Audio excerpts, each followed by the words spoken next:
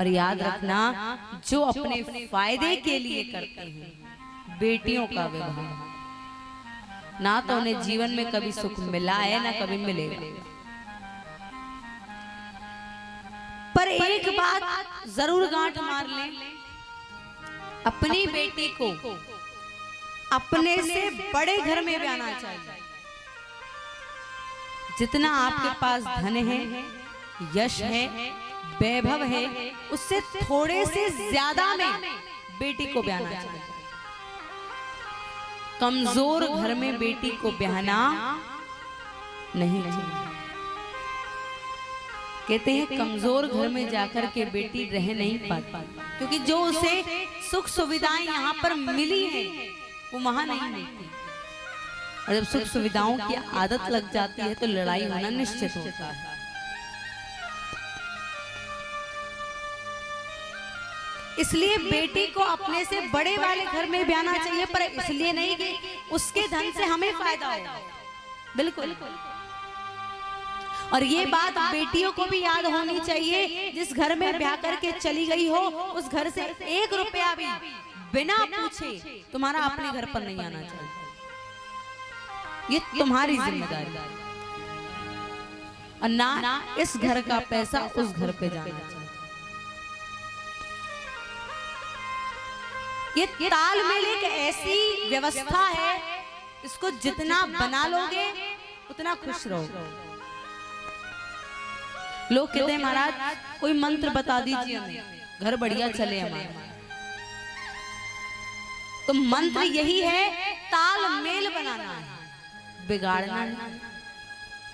तालमेल कैसा? एक में क्रोध है तो एक शांत है, एक शांत है तो एक क्रोधी है, एक ज्ञानी है तो एक थोड़ा कम अज्ञानी है, एक सुंदर है तो एक कम सुंदर है, एक वैभव में बड़ा है तो एक कम वैभव का।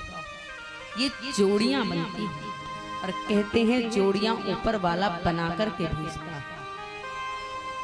कई लोग सोचते हैं हम अपनी बेटी का वहां ब्याह कर देते हैं, वहां कर देते हैं, और होता कहीं और है। वास्तविकता में ये है कि उसका संस्कार वहां पर पहले से ही निश्चित होता है। कहते हैं ना, 4 जगहों पर नहीं जाना चाहिए। चोर कलंकी वैश्या के घर आना जाना ना चाहिए। दुश्मन के संग मेल मिलाकर खाना पीना ना चाहिए। भैया कितना दुश्मन हो पर भेद छिपाना ना चाहिए, पर नारी जितनी प्यारी हो पर भेद बताना ना चाहिए। पत्नी को भेद वैसे तो कहते हैं आधा अंग है शरीर का पति की, फिर बताना क्यों नहीं चाहिए? प्यारी नारी है। कहते हैं ये नारियां जो होती है ना, हृदय से बड़ी कोमल होती है। ये ज्यादा दर्द, ज्यादा सुख, ज्यादा समृद्धि या ज्यादा खुशी इनसे सहन नहीं हो पाती। ये बहुत नाजुक बनाया है भगवान ने इनको। आप अपनी थोड़ी सी राज की बात, अगर दर्द की राज की बात बता देंगे तो ये टेंशन के मारे जाने 4 लोगों को बता देगी कि मुझे इसका उपाय मिल जाए। सुख की बात होगी तो सब में गा देगी कि मेरे पति के पास ये सुख है।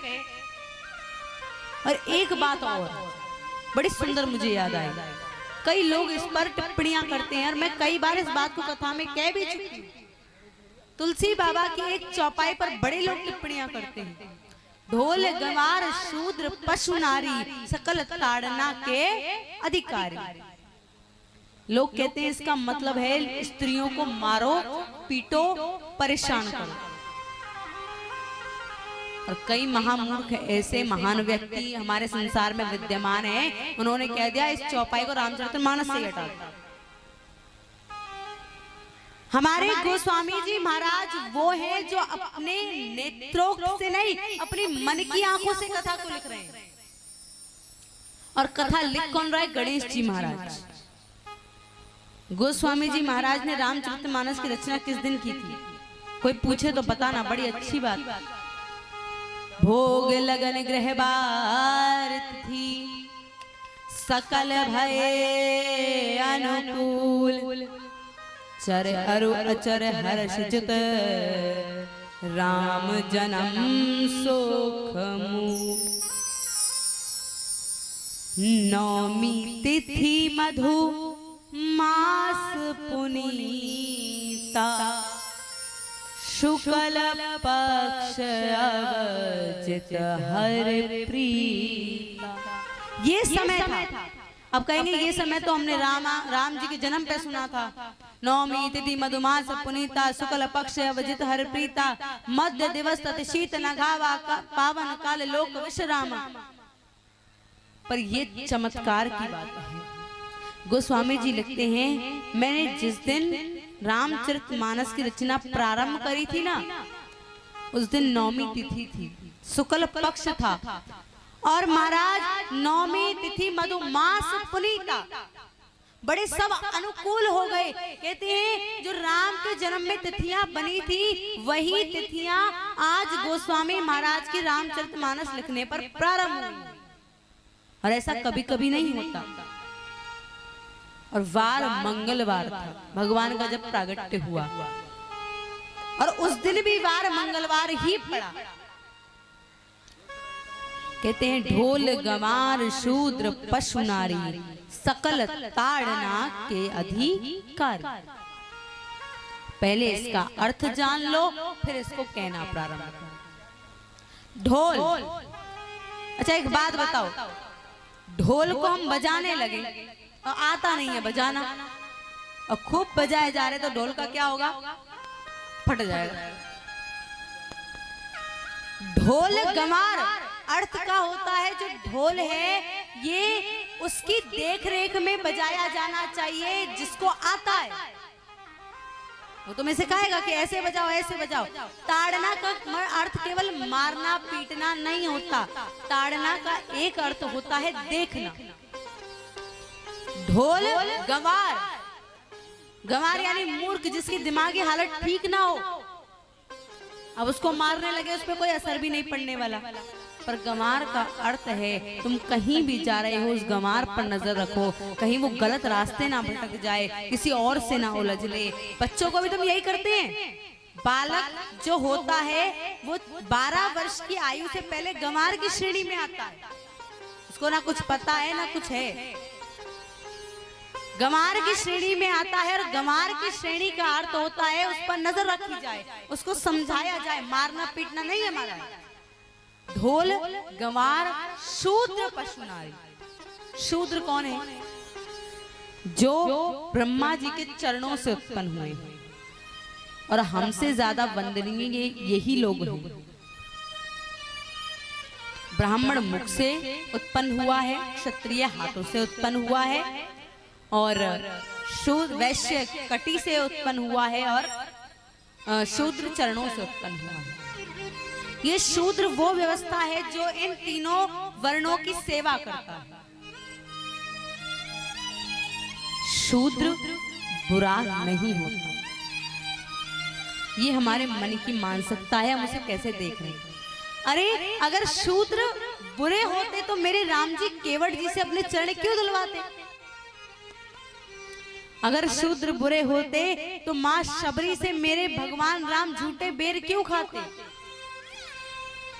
ये बुरे नहीं होते महाराज, इनके अंदर मन में भावनाएं बड़ी सच्ची होती हैं। कहते हैं ना, जग के करैया पार अटक गए केवट से। मुझे कथा बड़ी सुंदर याद आ रही है, केवट का प्रसंग, जो श्री राम कथा में बड़े विस्तार। भगवान उन पर नजर रखे अपनी, हम लोग उन पर नजर रखे, कोई काम गलत ना हो जाए। नारी स्त्री को मारना चाहिए, पीटना चाहिए, ऐसा हमारा भाव है ना भैया। स्त्री वो धन है जिस पर संसार की कुदृष्टि होती है।